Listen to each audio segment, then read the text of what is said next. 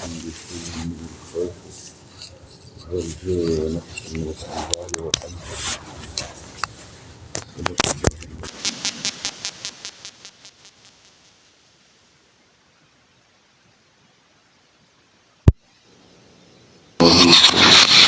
محمد كل إرشاد اللهم صل على قبر محمد في القبور. اللہ جل شانہ حضرت جی صاحب خواجہ عبدالحی صاحب رحمۃ اللہ علیہ ہمارے جمیع مشائخ کی درجات کو بلند فرمائے. اللہ کروڑ کروڑ اعلیٰ علیین میں آپ کو اعلیٰ مقام نصیب فرمائے. یہ جو اشعار پڑھے گئے اس میں سلوک کا سارا سفر بیان ہوا، تربیت کا پورا سفر بیان ہوا، اور ایک گھڑے کو بنیاد بنا کر بات کی گئی. ایک گھڑے کو بنیاد بنا کر بات کی گئی کہ گھڑا بنتے وقت کن آزمائشوں سے گزرتا ہے، اور کب گھڑا آزمائشوں سے امتحانوں سے پاس ہو کر کسی کے کندھے پہ سوار ہوتا ہے. مٹی کے گھڑے، مٹی کے برتن، مٹی کی تو اور بہت ساری چیزیں ہیں، لیکن گھڑا جب کندھے پہ پہنچتا ہے یا سر پہ پہنچتا ہے تو کیسے پہنچے گی، اس کے ساتھ کتنا لمبا چوڑا پروسیس گزرا اور اس کو کتنی مشقت اٹھانی پڑی اس کو. تو انسانی تربیت کے اندر بھی جیسے مجاہدات ہیں اور ناموافق حالات ہیں، اضطراب ہے، بے چینی ہے، پریشانی ہے، غم ہے، ان سب کا ذکر اللہ تعالیٰ نے کیا ہے. اور اس میں بندہ مومن کی آزمائشوں میں جن آزمائشوں کا ذکر ہوا نا، ان میں کہ آپ کو ہم ضرور آزمائیں گے. آپ کو محمد کو بھی روحل کو ملانا، گھر نہیں بھاگنا، گھر نہیں جانا نیچے، جلدی دے کے آؤ ذرا.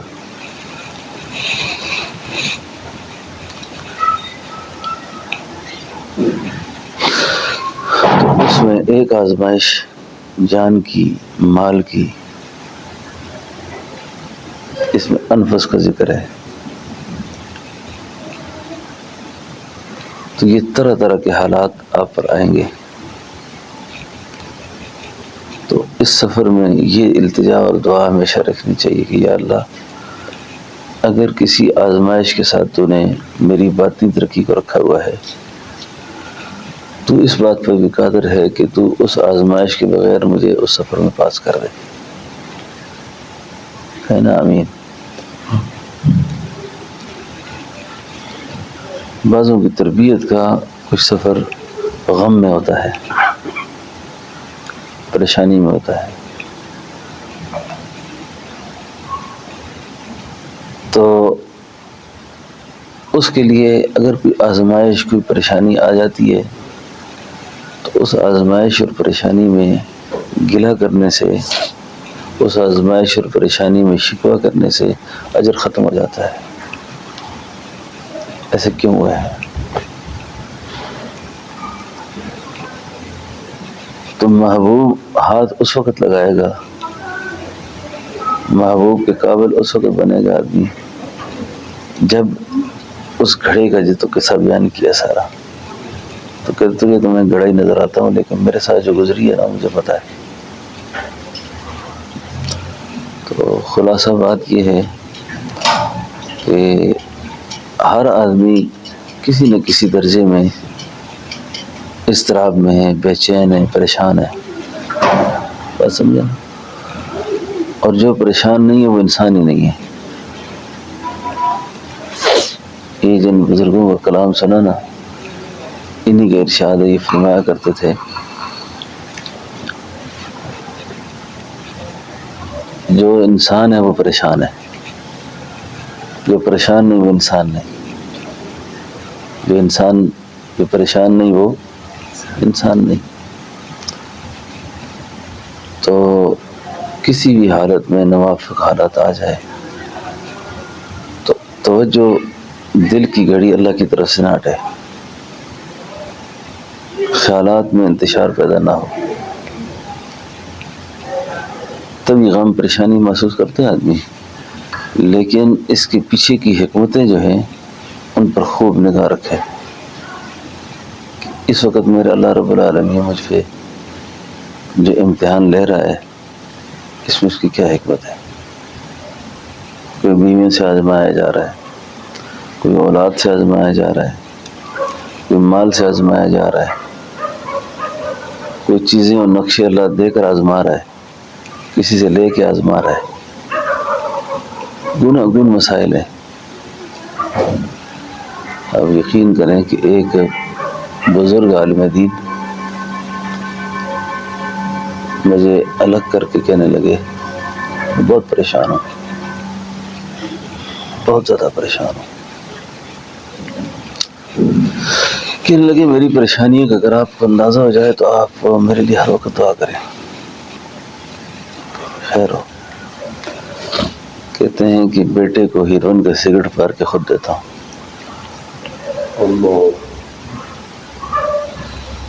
چرس بھر کے خود دیتا ہوں،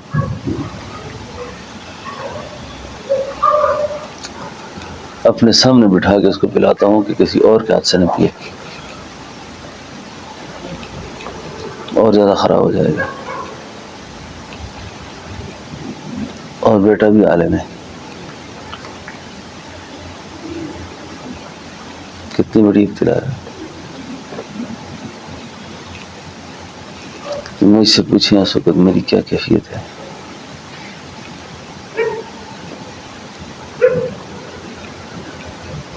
کہیں معاشقہ لڑایا، کہیں عشق کیا، ناکام ہو گیا، ناکام ہو گیا تو کہا میری شادی کراؤ، نہیں ہو سکتی اس لڑکی سے، نہیں ہوتی تو میں اسی سے کروں گا، جاؤ اس کے گھر۔ بہت کوشش کی لیکن نہ دیا انہوں نے رشتہ۔ اس کو دوستوں نے سکون میں لگایا اس کام میں۔ تو کہنے کا مقصد یہ ہے کہ جس وقت دل کو غافل پاتا ہے نا شیطان، دل کو غافل پاتا ہے تو دل کو غافل پا کر شیطان کو وار کرنے کا ایک موقع مل جاتا ہے۔ تو پھر آدمی سکون کے لیے، اطمینان کے لیے وہ راہ اختیار کرتا ہے جس راہ کے ساتھ اللہ نے اطمینان کو جوڑا ہی نہیں ہے۔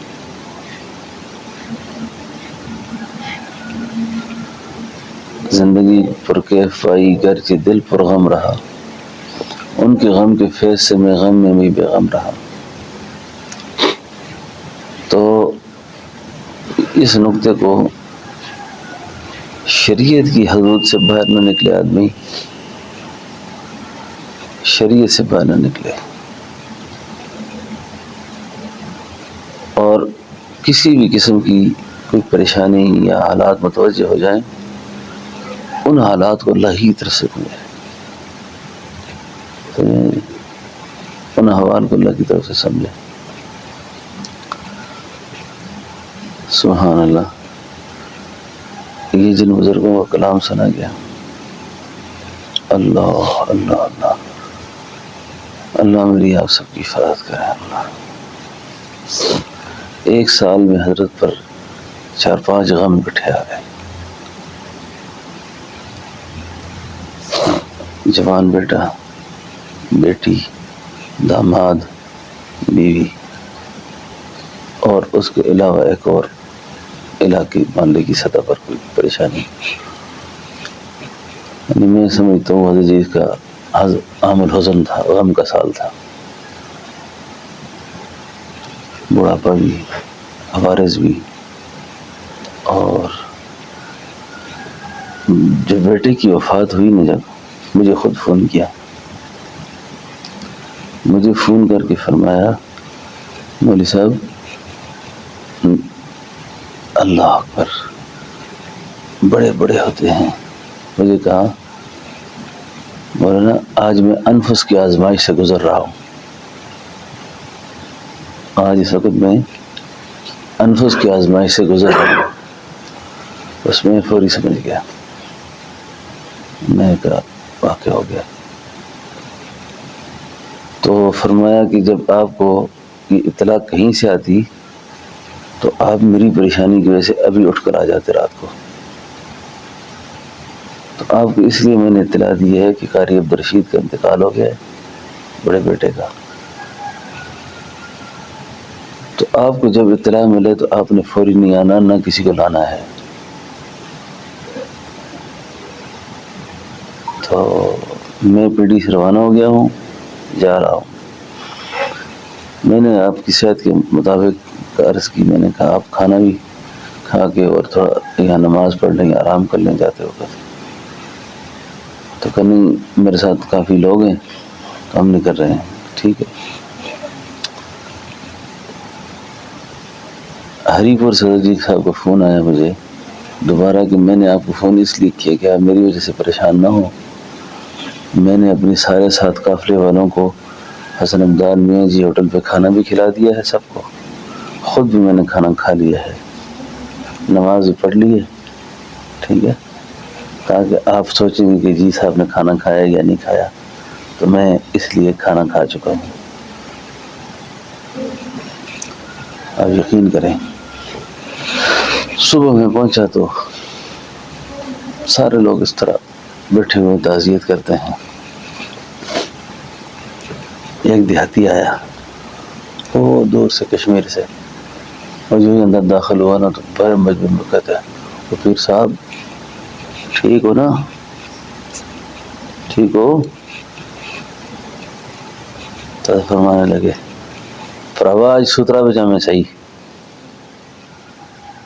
ان کو پنجابی زبان میں ستر سمجھتے نا، مستری جب وہ اینٹ بلاک رکھتا ہے نا تو ایک اینٹ کے ساتھ وہ ایک رسی باندھتا ہے، اس کو آگے لوہا لگا تو سال کہتے ہیں اس کو، وہ بالکل لیول پر ہوتا ہے۔ کہا آج میں بالکل جگہ پر ہوں، صحیح لیول پر ہوں، خدا نے آج ستر پہ رکھا ہوا مجھے۔ تھوڑی تھوڑی دیر بعد مجلس کے دوران رو بھی جاتے تھے، اور مجھے پاس بلا کے فرمایا کہ میں انشاءاللہ جنازہ خود پڑھاؤں گا، لیکن آپ نے میرے ساتھ رہنا ہے۔ میں بالفرض اگر ضبط نہ ہو سکا مجھ سے، جنازہ نہ پڑھا سکا،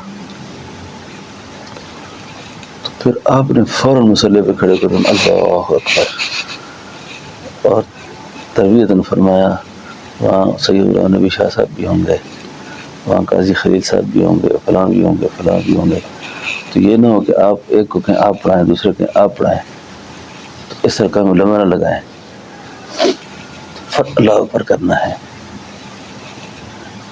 تو ٹھیک ہے، لیکن میں نے اس کو پکڑا ہوا تھا کیونکہ ذوق بہت تھا۔ حضرت نے نماز جنازہ پڑھانے کے بعد پہلی بات جو میرے کان میں کی نا، اسی وقت میری قلبی یکسوئی بالکل ٹھیک ہے، قلب میں کوئی اضطراب نہیں ہے۔ اصل نقطہ میں بتانا چاہ رہا تھا میرے قلب میں اضطراب نہیں ہے، قلبی یکسوئی بالکل ٹھیک ہے میری، یعنی اللہ جل شانہ کی طرف سے یہ جو حالت آئی ہوئی ہے، یہ جو پریشانی آئی ہے، یعنی اس پریشانی کے موقع پر زبان پر یا دل میں کسی وقت بھی کوئی ایسی بات ہوتی ہے، اس طرح کی کوئی بات میرے دل پر نہیں ہے۔ آپ کو سمجھ آ رہی ہے میری بات ساری؟ تو یہی حضرت فرمایا کرتے تھے کہ یہ تو نہ کہو کبھی بھی کہ خدایا آزمائش نہ آئے، حالات نہ آئے، حالات نہ آئے، یوں کہو کہ ایسے حالات آئیں جو گزر جائیں پتہ نہ چلے، ایسے حالات آئیں جو گزر جائیں اور پتہ نہ چلے۔ کئی دفعہ ہوتا ہے نا زلزلہ آتا ہے، کوئی کیا پریشانی، بندہ سویا رہ جاتا، اس کو پتہ نہیں چلتا. موت کے منہ سے بندہ ایسے نکل آتا ہے، سمجھ نہیں آتی. پاس سے تیز گاڑی گزر گئی ایک لمحے کے فاصلے پر.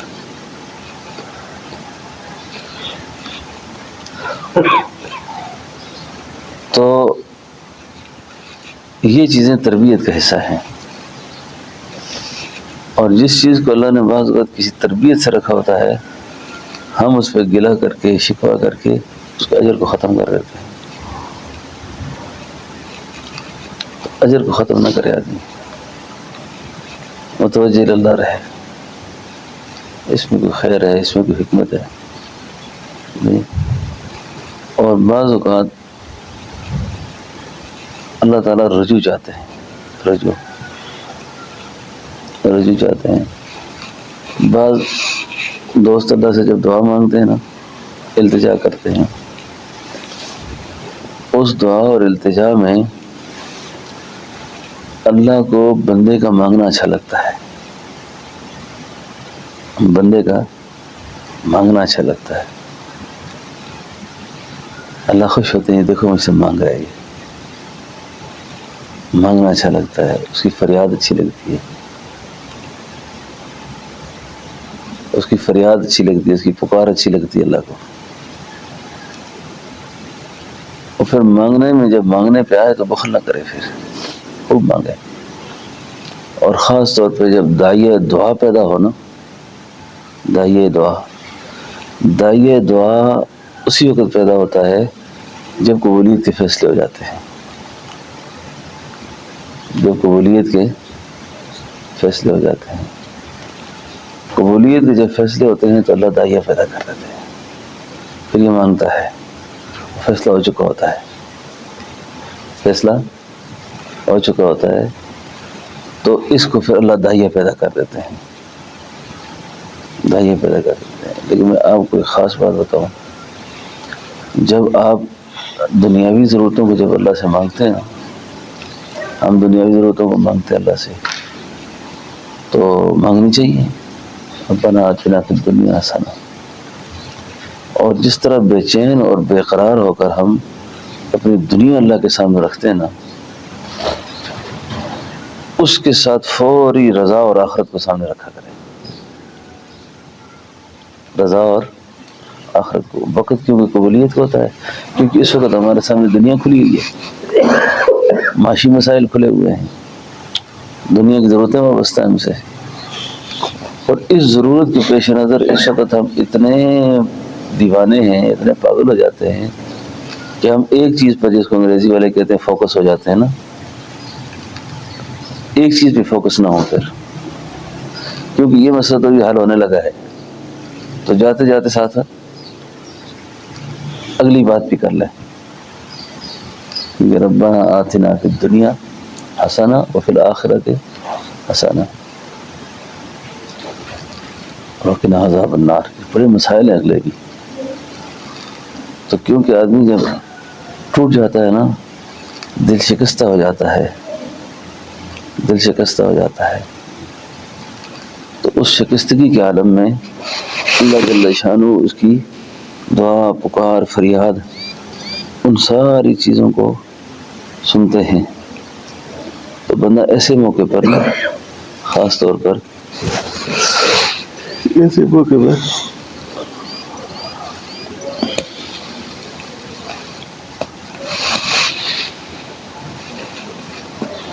موقع پر اپنے مسئلے خوب اللہ کے سامنے رکھے.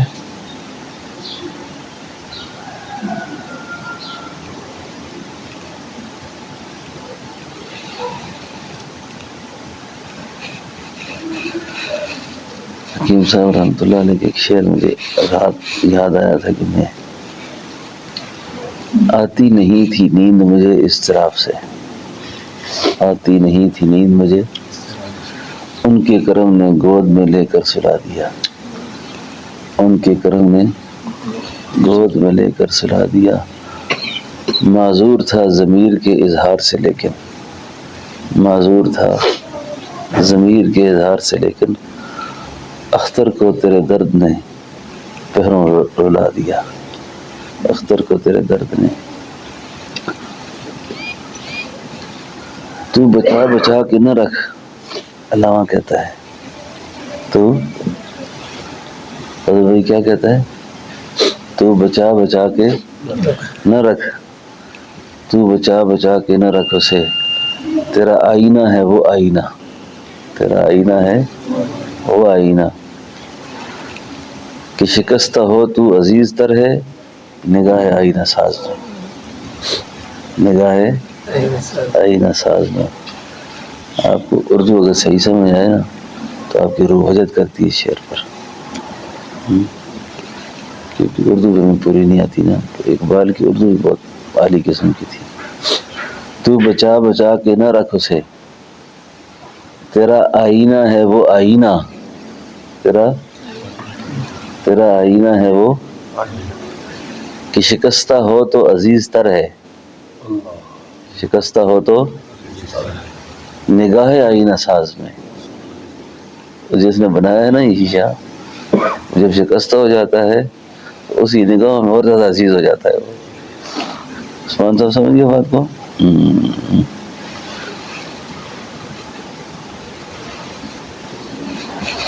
تو بعض اوقات اللہ جل شانہ نا ایک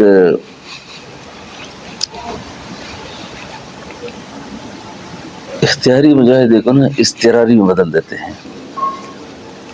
اختیاری مجاہدہ ہوتا ہے نا، اختیاری طور پر وہ بنا اختیار نہیں کرتا نا، پھر اس کو اضطراری طور پر اس کے حوالے کر دیا جاتا ہے۔ یہ نقطہ سمجھ آیا آپ کو؟ سمجھ گئے بات کو؟ اختیار میں تھا تو اس نے نہیں کیا، اب اضطرار ہے، اب کرنا پڑے گا۔ جیسے آدمی کی صحت ہے نا، بیمار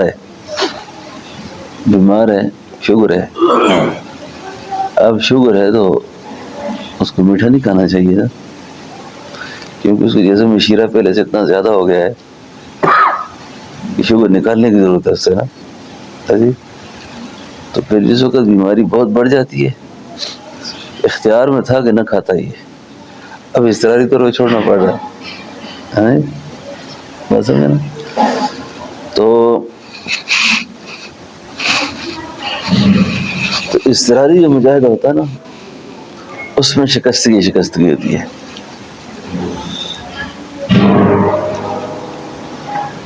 میں بیمار ہوا کچھ عرصہ پہلے، ایسا بیمار ہوا کہ صاحب فراش ہو گیا، تو جو دوائی استعمال کی نا اس سے منہ پک گیا، ہونٹ پک گئے، زبان پک گئی، یا اللہ، گاؤں چلا گیا۔ تو وہاں میرے بھائی باہر سے آئے ہوئے تھے سارے، تو روز رنگ برنگیاں بریانیاں پکیں، پلاؤ پکیں، کھانے پکیں، تو میں جناب چارپائی پر لیٹا ہوا ان کو دیکھوں، میں کہوں یا اللہ، منہ ٹھیک ہوتا تو چاہو تو کھا لیتے رہے، درد تو ٹانگوں کا اپنی جگہ پر ہے، وہ دوائی سے منہ اتنا خراب ہو گیا ہے، اب میں دیکھ سکتا ہوں، کھا نہیں سکتا۔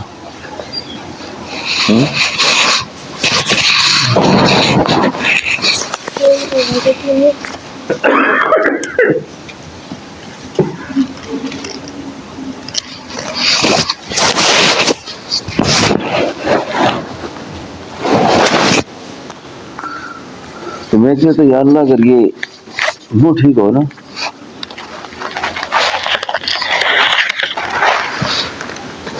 چھولے لاؤ، انڈے لاؤ، سب کے لیے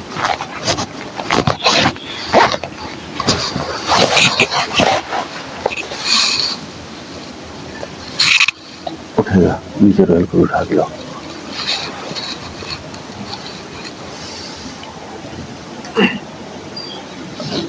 بات سمجھ آ گئی ہے؟ اللہ اکبر، یہ بات کیسی بات ہے؟ کسی اللہ والے کی کو چوٹ لگ گئی پاؤں پہ، چوٹ لگی، پاؤں زخمی تھا، کسی نے بڑا ترس کھایا، آپ کو بڑی تکلیف ہے، بڑی پریشانی میں آپ تو میں شکر اس بات پہ کہ یہ بیماری شرمگاہ میں نہیں ہے جی، 70 والی جگہ پہ ہوتی پھر کیا کر سکتا تھا، کیا خیال ہے؟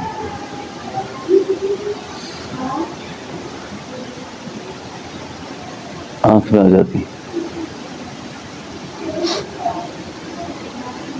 تو یہ گناہ حالات ہیں۔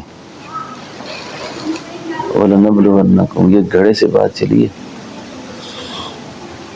یہ تو حضرت جی صاحب رحمۃ اللہ علیہ نے آگے اردو بولنے والے بیٹھے ہوئے تھے، ان سے بات کی نا، میری مجلس میں اس مجلس میں تھا تو پڑھا تھا تو فرمایا تھا تخت میں ایک کڑھائی صحیح ہونا، تخت میں ایک کڑھائی صحیح ہونا، یہ ان کو زبان ہے بڑی ٹھیٹ، تخت میں ایک کڑھائی صحیح ہونا لیکن من نہ جڑیاں گزریاں مڑ کو پوچھ، تجھے تو میں ایک گھڑائی نظر آتا ہوں، میں جس طرح گھڑا بنا ہوں نا وہ مجھ سے پوچھ، تیرے مرشد کے قدم ویسے نہیں چڑھا ہوئے، پھر قدم پہ چڑھنے کے لیے میں نے بڑے پاپڑ ویلے، بڑی مشکلات دیکھی ہیں میں نے۔ آوے دے وچ سڑول کولے ہویاں بھلیا تا محبوباں ہاتھ لائے، اصل یہ ہے آوے دے وچ سڑول کولے ہویاں بھلیا تا محبوباں ہاتھ لائے، پن سٹاں تو داں مٹی دیا کڑیا تو چڑھدائیں یار دے ڈھاک رضائیں، تو چڑھدائیں یار دے ڈھاک رضائیں، اوے اساں نا پن سٹ اساں بہتاں دکھ اٹھائے، اساں نا پن سٹ اساں بہتاں دکھ اٹھائے، پہلے مار دیاں دی کھالی تے پھر تمہاراں دے ہتھ آئے،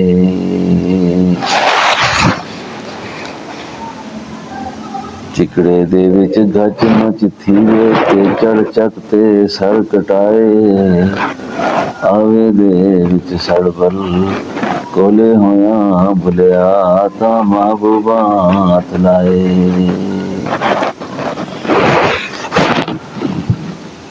محبوب نے جب اس کو ہاتھ لگایا ہے نا ایسے ہی نہیں لگایا، خوب گڑا لیتے وقت کہ ہم 200 کا گڑا ہوتا ہے اس کو کیسے چیک کرتے ہیں، آپ کو میں نے بھیجا تھا آپ پھر غلط لے کر آ گئے،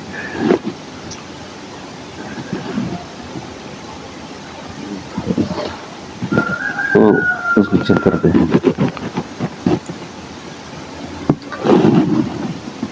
تو زندگی جو ہے نا ایک نقشے پہ ہے، نقشہ، کبھی میدان آئے گا، کبھی پہاڑ ہے، کبھی موڑ ہے، ادھر چڑھاؤ لگا رہے گا، یہ زندگی کا سفر ہے، اور بندہ مومن کی ادنا سے ادنا پریشانی، یہ موبائل ہے نا آپ نے دائیں جیب میں ڈالا تھا، آپ کو ضرورت پڑ گیا، آپ نے بھول کر بھائی جیب میں ڈال دیا، اب جیب میں تو نہیں ہے، اتنی دیر کی پریشانی پر بھی اللہ اجر دیں گے، اتنی دیر کی مشقت پر بھی اجر اللہ کی طرف سے، مومن کی زندگی کا کوئی لمحہ کوئی وقت گھاٹے والا نہیں، کوئی وقت بھی گھاٹے کا نہیں ہے، کوئی لمحہ بھی نقصان کا نہیں ہے، کسی لمحے اس کے لیے کوئی پریشانی نہیں، کوئی اضطراب نہیں، کوئی بے چینی نہیں، بس اب سمجھ کے پڑ جاؤ،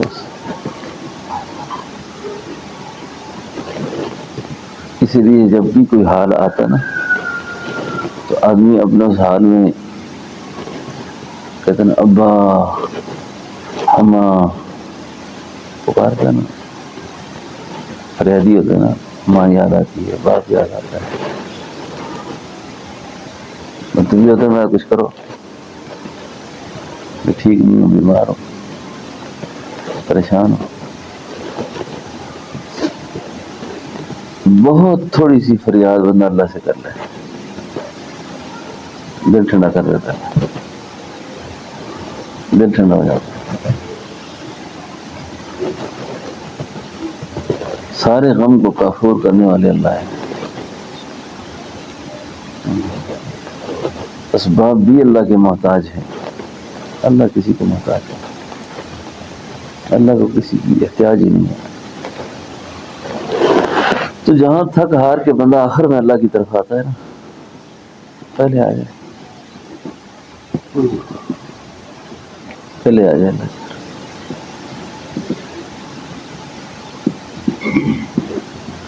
پہلے آ جائے اللہ کی طرف. اچھا پتہ نہیں میری نظر پہلے نہیں گئی کبھی اس مسئلے کا، یاد گئی ہے تو کبھی یاد بھی نہیں رہتی بات، بھول جاتا ہوں. کل پرسوں میں نے کسی جگہ پڑھا، حضرت شیخ الاسلام مولانا محمد تقی عثمانی صاحب کہ میں مصروف ہوں، دن کو فیصلے کرنے پڑتے ہیں، فوری فیصلہ دینا پڑتا ہے، معاملات چلانے پڑتے ہیں، رہنمائی کرنی پڑتی ہے. تو میں 2 رکعت نماز نفل پڑھتا ہوں، اور وہ جو 2 رکعت نماز نفل پڑھتا ہوں، وہ جو 2 رکعت نماز ہے اس میں بہت ساری نیتیں کرتا ہوں. جب بہت ساری نیت کر لیتا ہوں تو پہلی نیت اس میں توبہ کی کرتا ہوں، اور دوسری نیت آزاد کی کرتا ہوں، شکر کی کرتا ہوں، مدد استعانت کی کرتا ہوں، اللہ سے استخارہ کی کرتا ہوں. مجھے 5-6 نیتیں اس میں شامل کر لیتا ہوں. تو نوافل میں کر سکتا ہے آدمی، نوافل میں تو کوئی فیصلہ میرے لیے کرنا مشکل نہیں ہوتا، یعنی سارے معاملات اللہ آسان کر دیتے. یہ نقطہ سمجھ آ گیا؟ اب صلاۃ توبہ پڑھی ہے، توبہ کیا مطلب؟ یا اللہ بخش سے معاف کر دے، اللہ سے مدد مانگی ہے، شکر کیا ہے، صبر کیا ہے. تو اپنے ان حالات میں نا 2-4 رکعت نماز روز الگ سے پڑھ لی جائے، اور تھوڑی سی دیر اللہ سے یاد کر لیا کرے، فریاد کر لیا کرے، یا اللہ میرے اس زندگی کے سفر کی مشقت کو آسانی میں تبدیل بھی کر سکتا ہے. اور خاص طور پہ بنا یہ اولاد جو ہے نا، اولاد اس سے بڑا امتحان آدمی پر اور کوئی نہیں ہوتا.